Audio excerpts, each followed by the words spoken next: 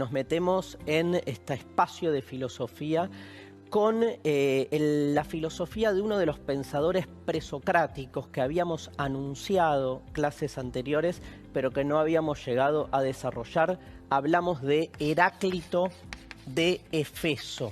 Heráclito de Éfeso, que es uno de los pensadores como más característicos de la filosofía presocrática, porque aúna un montón de rasgos. Primero, que es bastante oscuro. De hecho, le decían Heráclito el oscuro, porque su forma de escribir lo acercaba más a la poesía que a la filosofía más en términos científicos, ¿no? Digo, cuando uno lee a Heráclito, lo que lee son fragmentos, por un lado que son los fragmentos que nos llegan a nuestro tiempo y que por ahí están recortados, pero también había una decisión de parte de Heráclito de escribir de modo más enigmático, ¿no? Por ejemplo, uno de sus fragmentos dice: a la naturaleza le place ocultarse.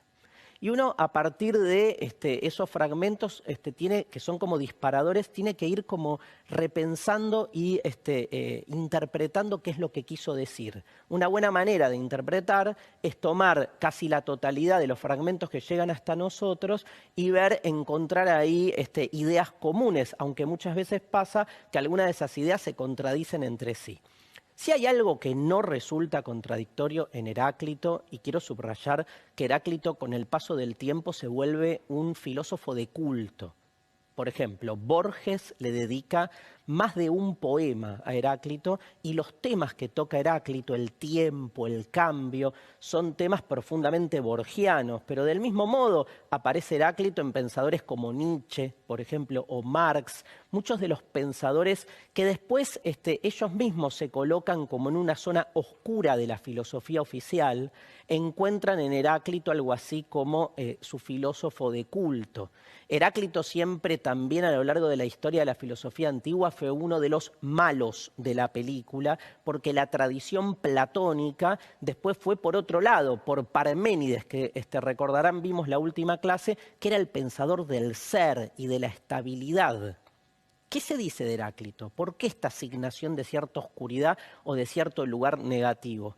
Hay una famosa idea, es muy increíble esto, que es que Platón le asigna a Heráclito una frase que después se ha comprobado bastante que no es de él.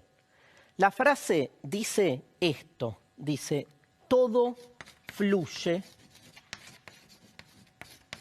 nada permanece, ¿no? Que es, ¿sí? En griego se dice pantarrei, se los digo porque hay grupos de rock, tatuajes que dicen pantarrei, que es esta idea de que todo fluye o todo cambia.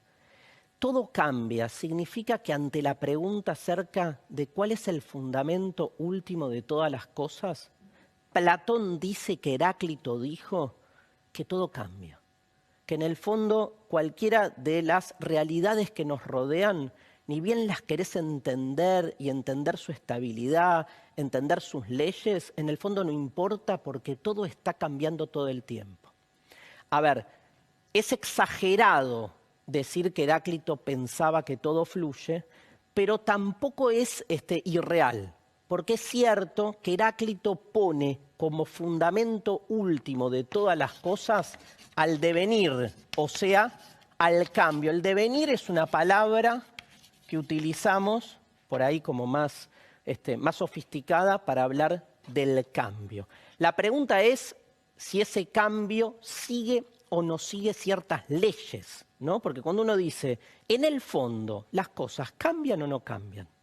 Tomemos un ejemplo, uno mismo.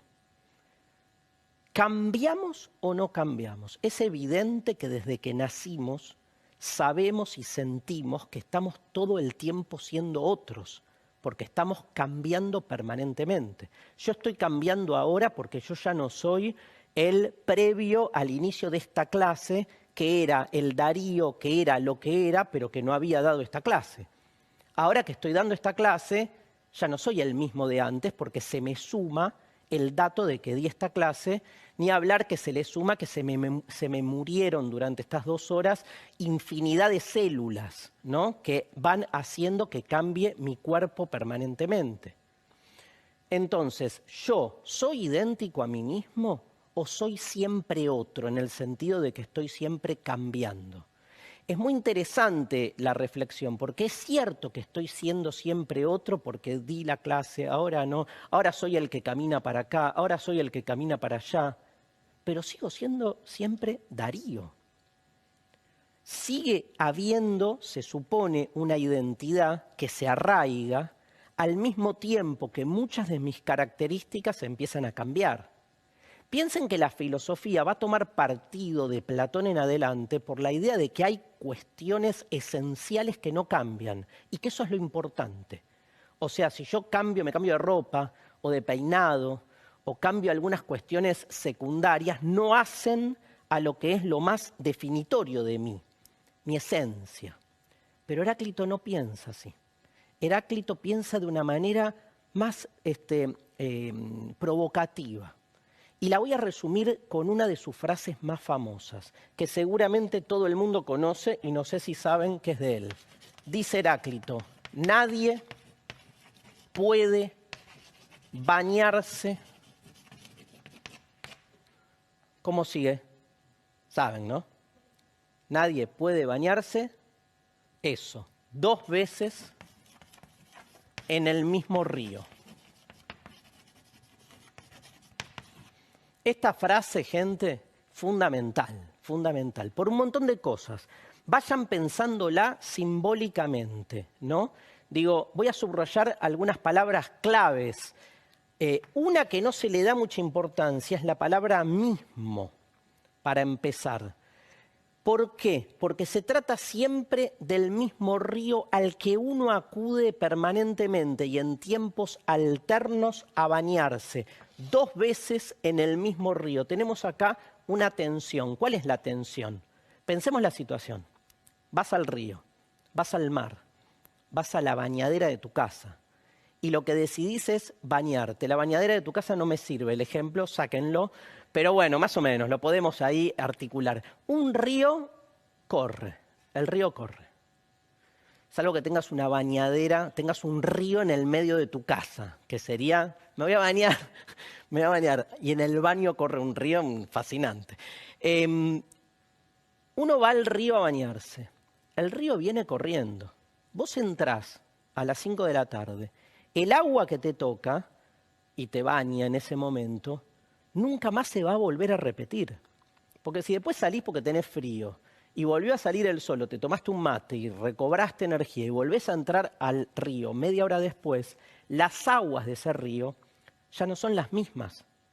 O sea que vos nunca podés bañarte 2 veces en el mismo río, porque si el río son sus aguas, las aguas mutan, cambian todo el tiempo. Está bien el planteo. La pregunta es si el río son sus aguas o no. Digo, en el fondo el supuesto del que partimos es que un río no es más que sus propias aguas deviniendo. Y la pregunta que nos tenemos que hacer es si se reduce el río solo a sus aguas o hay algo que permanece más allá del devenir de esas aguas que no son siempre las mismas. Sería el cauce, ¿no? Sería lo que hace que ese río sea ese y no sea otro. Entonces, a mí me gusta pensar lo siguiente, un río sin sus aguas no es un río. Y las aguas, si no tienen, obviamente, un cauce, se dispararían para cualquier lado. Entonces, ante la pregunta que nos plantea Heráclito, de la posibilidad de bañarse 2 veces en el mismo río, tal vez una buena respuesta ante la pregunta de si el río es el mismo o no es el mismo, una buena respuesta sería decir que las aguas del río o que el río es y no es al mismo tiempo el mismo. O sea, yo Darío, yo como el río como metáfora de mí mismo, yo Darío estoy siendo ahora Darío, pero también estoy siendo otro, porque al mismo tiempo yo estoy cambiando segundo a segundo y sin embargo sigo siendo el mismo. Lo que pasa es que tenemos la necesidad binaria de establecer una respuesta mucho más estricta frente a la pregunta de si yo estoy cambiando todo el tiempo o estoy siendo el mismo. La exigencia es, ¿sos el mismo o cambiás todo el tiempo? Y mi respuesta es ambas cosas. Soy el mismo y al mismo tiempo no soy el mismo. Esa respuesta lo que provoca es angustia, porque uno necesita como afincarse en uno de los dos polos. O todo cambia o todo permanece. Heráclito nos rompe el esquema. Nos dice que las cosas son al mismo tiempo las mismas cosas y sin embargo son siempre otras.